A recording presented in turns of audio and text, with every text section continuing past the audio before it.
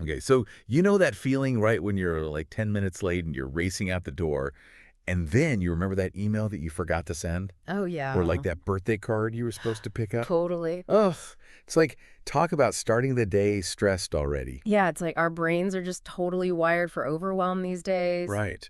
And the funny thing is, David Allen, in Getting Things Done, he points out that, like, it wasn't always this way. Hmm. Work used to be something that you could actually see. Right. Like if you were a farmer, the plowed field, the stacked Ugh. hay, that was your to-do list right there in front of you. Exactly. But now Hmm. we've got projects with like invisible deadlines and the internet and its endless possibilities. Right. And that little voice in our heads that's telling us that we should be doing more. Oh, yeah. It's no wonder we feel overloaded. Totally. Which is why Alan's idea that our minds are terrible at holding to-dos was Hmm. such a relief for me to Oh, read. honey, gosh, yes. We think we should be able to remember it all, but that just sets us up for stress. It's so true. Right, He calls those unfinished tasks open loops. right? Yes. And each one, no matter how small, is like having a browser tab open in your brain. Oh, gosh. You know? Yeah. Remember that example from the book about the butter? Oh, yeah. The butter. Yeah. It seems so insignificant, Right. but he describes how even that tiny errand can create this like low-level anxiety until you like write it down. Yes, because that buy butter thought until it's captured somewhere externally Yeah. is taking up mental RAM that you could be using for something else. Oh, wow. Imagine trying to like focus on an amazing movie Right. while a voice keeps whispering in your ear, Yep. call the plumber, call the plumber. Oh, my gosh. You know? That's so distracting. It's distracting. Yeah. And it's like your brain is trying to remind you about the butter while you're also trying to like work on that big presentation and Yeah. answer emails and mentally plan dinner. It's too much. It's too much. No wonder we feel fried. Yeah, totally fried. And that's where Alan's big idea comes in, the universal inbox. Okay. He suggests capturing everything that has your attention. Mm-hmm. And he really means everything. Okay. Work stuff. Yeah. Personal stuff. Right. That random idea you had in the shower. Okay. Just get it all out. So it's not about like immediately doing everything. It's about getting it out of your head. Precisely. It's like hitting save on a document. Okay. You're not editing it right now, Right. but it's safely stored for when you actually need it. Like that. Yeah. And Alan doesn't care if you use a notebook or an app or a shoebox full of index cards. Wow. The best system is the one that you'll actually use. I actually love that he emphasizes that, like finding what works for you, Yeah, it takes the pressure off. absolutely. Okay, so we've captured everything in our trustee inbox. Okay. What happens next? Well, this is where he introduces that really powerful question. Okay. What's the very neck XT physical action? Oh, okay. Right. I'm hooked. Give me an example. Let's say you need to get your car tuned up. Okay. The task itself can feel overwhelming. Right. Like finding a mechanic, booking the appointment, figuring out how to even get there. Yeah, it's a whole thing. But what's the very NXT physical action? Okay. Maybe it's just like Google Mechanics near me Hi. on your phone. you- Suddenly it feels doable. Yeah, Right. I love that. Yeah. It reminds me of that saying, a journey of 1,000 miles begins with a single step. Totally. Breaking it down makes it way less daunting. Yeah. But there's always a but, isn't there? Uh-huh. Right. What about those of us who feel like we don't even have time for all this productivity stuff? That's where things get interesting. Okay. It's often not about having more time. Okay. It's about clarity. Mm-hmm. When you know what that next action is, Yeah. you can often find the time to do it, even if it's just for 15 minutes. Right. Instead of stressing about like the entire project, Right. you've got one concrete step, and that makes all the difference. I like that. It's like that feeling of like finally cleaning your desk off. Oh, yeah. And suddenly you're like, okay, now I have space to actually think. Exactly. It's not even about like creating more time. Right. It's about eliminating that decision fatigue that comes with having a really cluttered mind. Totally. And this is where Alan's weekly review comes in, Okay. which I have to admit Yeah. seemed a little intense to me at first. Really? But wow. Okay. Game changer. Interesting. Yeah. I'm with you. I used to think like a whole hour every week just to look at my to-do list. Right. No way. Yeah. But then I actually tried it. Yeah. And honestly, Yeah. it's become like a mini retreat for my brain. It's like hitting the reset button for your week. Oh, nice. You're not even just reviewing your tasks. Right. You're looking at your commitments, your projects, your goals, Mm. and making sure you're still on track. I like it. Yeah. Okay, so we've talked about capturing everything and then like breaking those tasks down into next actions. Yeah. But how do we go from this like big jumble of stuff to actually making progress on like our bigger goals? And Right. this is Yeah. where like natural planning comes in, right? Exactly. Alan's natural planning model is like Okay. such a fantastic way to unstick those projects that have been like swirling around in your head Mhm. and turn them into an actual concrete plan. I love it. Yeah. Okay, break it down for us. Okay. How does this natural planning thing actually work? So it's based on 5 key phases. Okay. And the first one is defining your purpose. Okay. So the why behind the project. Like, That's- why is this important to you? What are Yeah. you hoping to achieve? Mm. And like getting clear on the purpose will like fuel your motivation to actually do it. Okay, so we've got the why. Yeah. What's next? Next, you want to envision the outcome. Okay. So imagine the project is complete. Okay. What does success actually look like? Mm-hmm. How do you feel? Don't be afraid to get like really detailed here. Yeah. Like painting a really vivid picture in your mind can really help you stay focused on the end goal.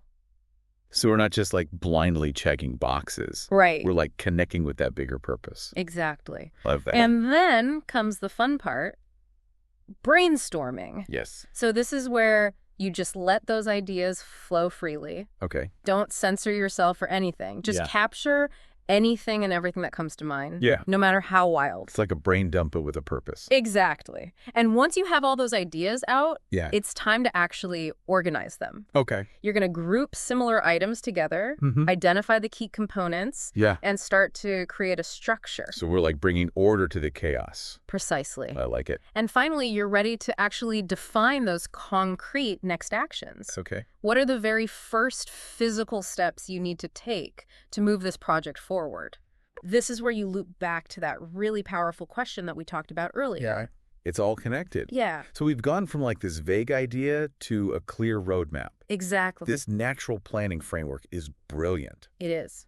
And speaking of brilliant, Alan also talks about the importance of having a system for like storing information right. Yes. And he's not talking about like a super complicated filing cabinet from the 1950s. No, not at all. Right. He emphasizes simplicity. Oh, Even just the basic alphabetical system can be like incredibly effective. okay. It's about having a designated place to store information that you're going to need to reference later, Right. but that doesn't require any immediate action. Okay. Think of it like creating a library for your mind. Hmm. You wouldn't just like leave books scattered all over your house, right? Right. You'd organize them on shelves so you can easily find what you need. Makes sense. Yeah. So it's about creating that same kind of order for the information in our lives. Exactly. What about his tickler file system? Oh, yeah.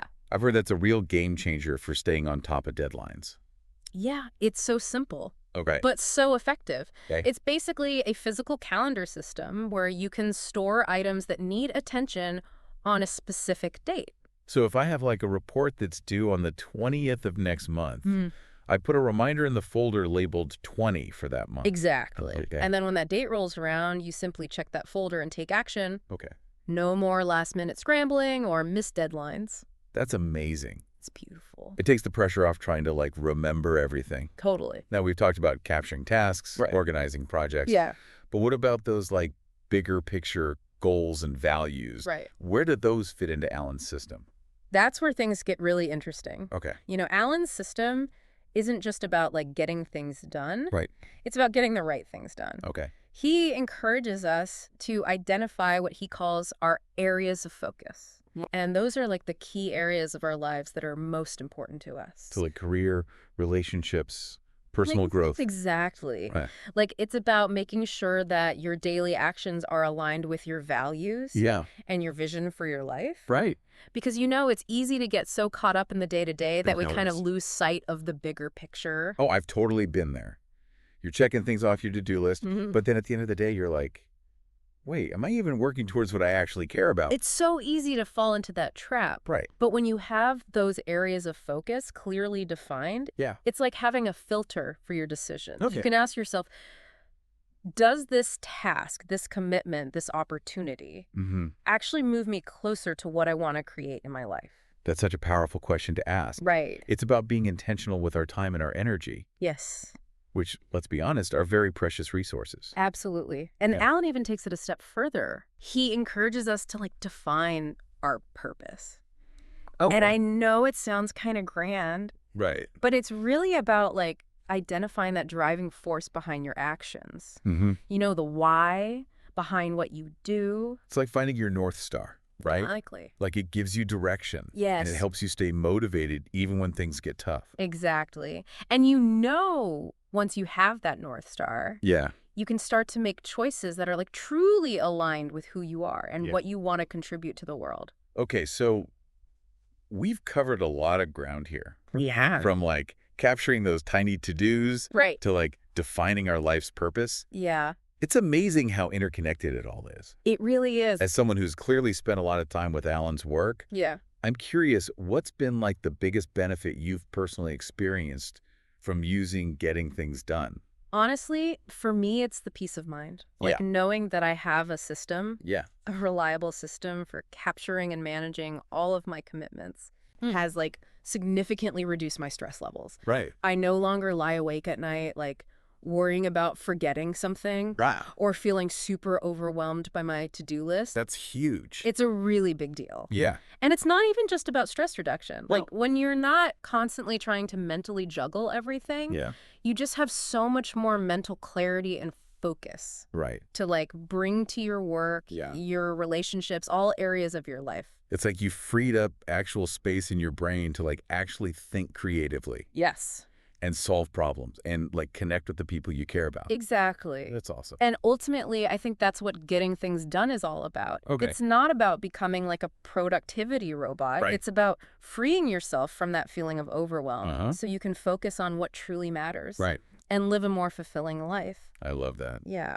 So as we wrap up this deep dive into getting things done, what's one key takeaway? That stands out to you. For me, it's the power of the weekly review. Okay. Yeah, it's not just about reviewing your tasks. Right. It's about taking that time to reconnect with your goals, your values, Yeah. your vision for your life. Yeah. It's a chance to kind of course correct, Right. celebrate wins, and just make sure that you're moving in the right direction. That's such a great point. It's checking in with yourself. Yes. And making sure that you're still on track Yes. with what you want to create in your life. Exactly. And for our listeners, Yeah. I would encourage you to choose just one principle from getting things done Okay. to focus on this week. Okay. It could be setting up a universal inbox, Mm-hmm. defining your areas of focus, Yeah. or even just asking yourself that question, what's the very next action Right. on a project that's been lingering? Yeah. Even small changes can make a big difference. That's a great reminder. You don't have to overhaul your entire life overnight. Exactly. Start small, experiment, and see what works for you. I love it. Yeah. This has been such a thought-provoking deep dive. It has. Thanks to Getting Things Done Of course. and to you for sharing your insights. It's been my pleasure. I'm ready to tackle my to-do list with a newfound sense of calm and clarity. You got this. Thanks for listening, everybody. We'll catch you next time.